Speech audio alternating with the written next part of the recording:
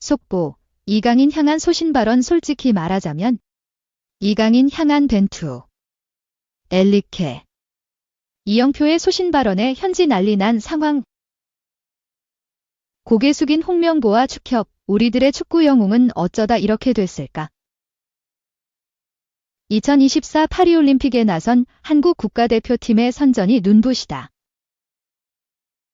10회 연속 금메달이라는 금자탑을 쌓은 여자 양궁 단체전 전운영 임시현 남수현부터 16세 10개월 18일로 한국 최연소 하계올림픽 금메달 주인공 반효진을 배출한 사격까지 각종 신기록이 쏟아졌다. 한국은 애초 목표였던 금메달 5개를 대회 시작 사흘 만에 달성하고 순항 중이다. 메달과 인연은 없지만 최선을 다한 선수들에게도 박수가 쏟아지고 있다. 인터넷 커뮤니티 등에는 이들을 향해 4년 뒤에는 더 잘할 수 있다는 격려가 가득했다. 파리올림픽은 한국 스포츠 관람 문화가 결과만 보는 수준을 한참 넘어섰음을 보여준다. 그런데 축제가 한창인 상황에서 웃지 못하는 종목도 있다. 10회 연속 올림픽 본선 진출이라는 대기록이 깨진 한국 남자 축구다.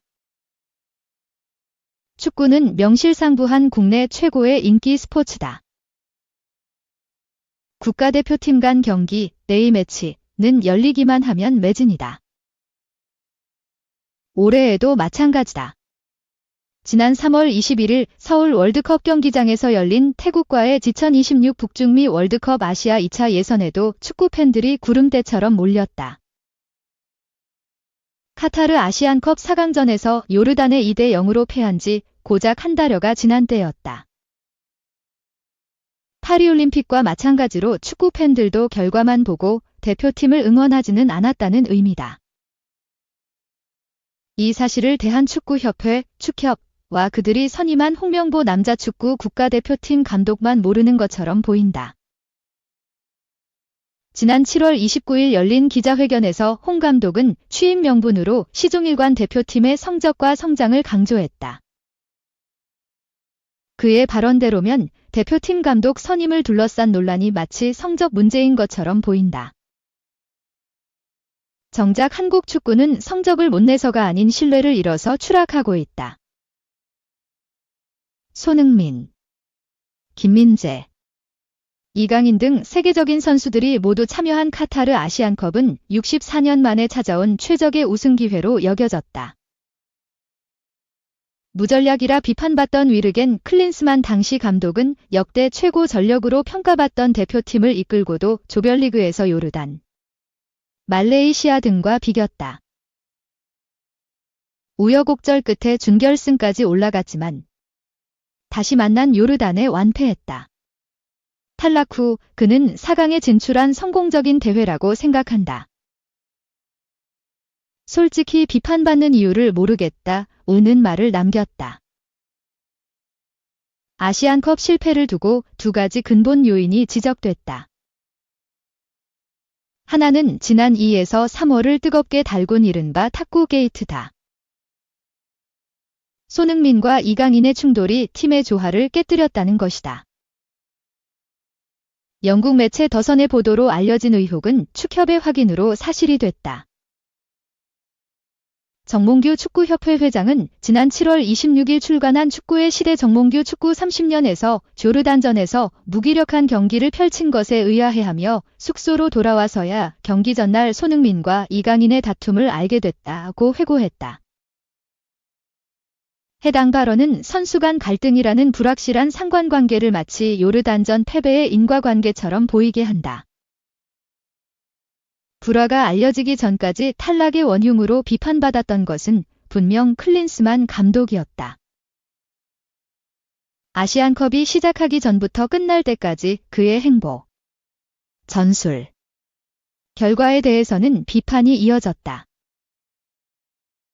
탁구 게이트로 희석됐지만 애초에 아시안컵 참사의 근본 요인은 감독의 능력 부재였다는 의미다.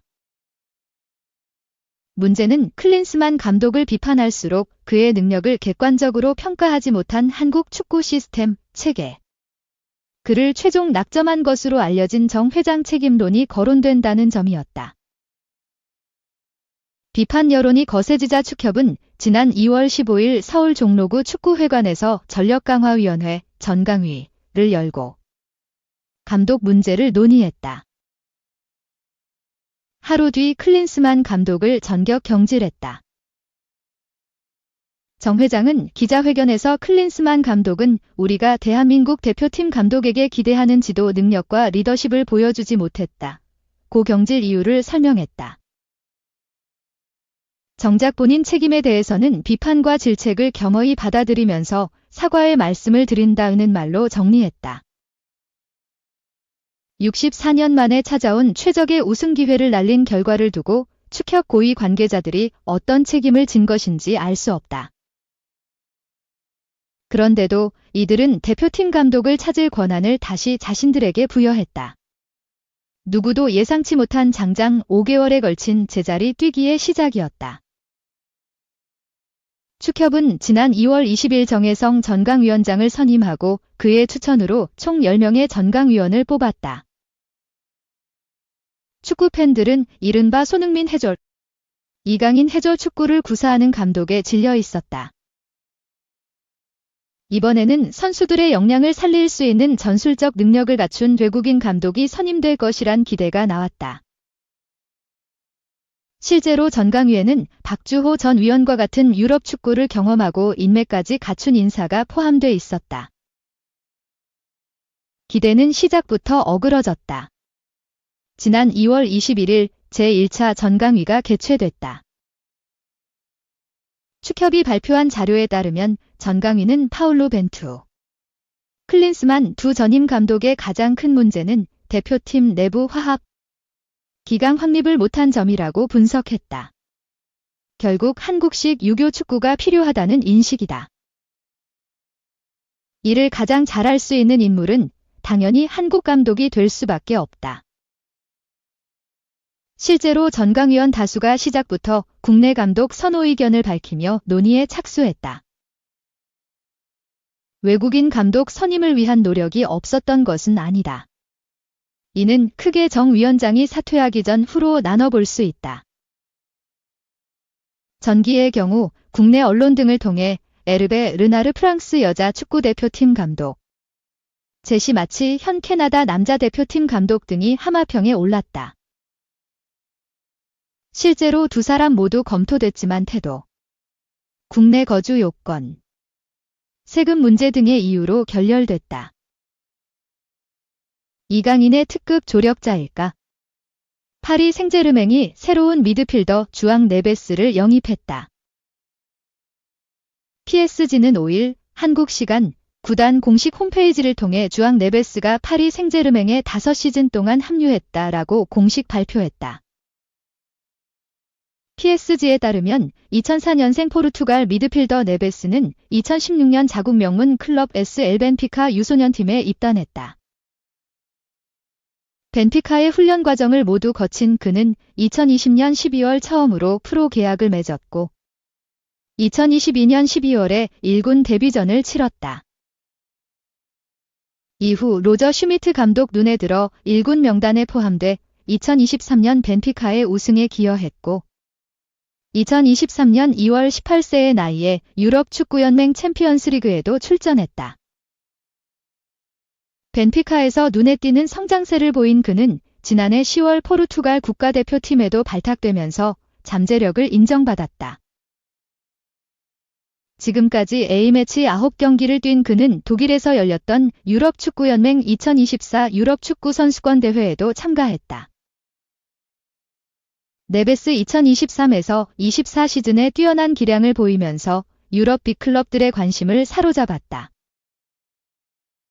지난 시즌 55경기에 나서 3골 2도움으로 활약했던 그는 빌드업 능력과 수비가 뛰어난 수비형 미드필더로 평가받고 있다. 또 경기 중 높은 위치까지 올라가 공격에 가담하는 전진성도 보여준다. 한국 축구대표팀을 이끌었던 파울로 벤투 감독에게 칭찬을 받았던 선수이기도 하다. 벤투 감독은 지난 2월 포르투갈 방송 스포르트 TV에 출연해 네베스가 울버햄프턴과 포르투갈 국가대표팀에서 맹활약했던 베테랑 미드필더 주앙 무티뉴와 유사한 스타일이며 어린 나이에도 경기를 읽는 능력이 뛰어나다고 칭찬했다. 어린 나이에 정상급 미드필더가 될 자질을 보여준 네베스를 두고 맨체스터 유나이티드를 비롯해 많은 빅클럽들이 관심을 보였지만 네베스 영입 레이스 최종 승자는 프랑스 리그 1 챔피언 PSG가 됐다. PSG는 네베스가 5시즌 동안 PSG에 합류한다. PSG는 네베스 영입을 발표하게 되어 매우 기쁘게 생각한다. 네베스는 구단과 2029년까지 계약을 맺었다라며 신입생을 소개했다. 벤피카에 따르면 PSG가 네베스를 영입하기 지불한 금액은 기본 이적료 5,990만 유로, 약 899억 원과 옵션 1,000만 유로, 약 150억 원이다. 또 이적료의 10%는 네베스의 에이전트인 조르제 멘데스의 중개 수수료로 빠졌다. PSG 유니폼을 입은 네베스는 구단과의 인터뷰에서 야망이 있는 PSG에 합류하게 된 것은 나에게 큰 자부심이다라며 나는 팀 동료들을 도우면서 이 환상적인 클럽에서 성장하고 많은 우승을 차지하기 위해 모든 것을 바칠 예정이다라며 입단 소감을 전했다. 나세르 알켈라이피 PSG 회장은 네베스를 PSG의 일원으로 맞이하게 되어 기쁘게 생각한다라며 네베스는 포르투갈과 세계에서 가장 재능 있는 선수 중 하나다. 그는 열정을 갖고 PSG에 합류했으며 우리가 모든 선수들에게 기대하듯 팀을 위해 싸우기로 결심했다라고 기대감을 드러냈다.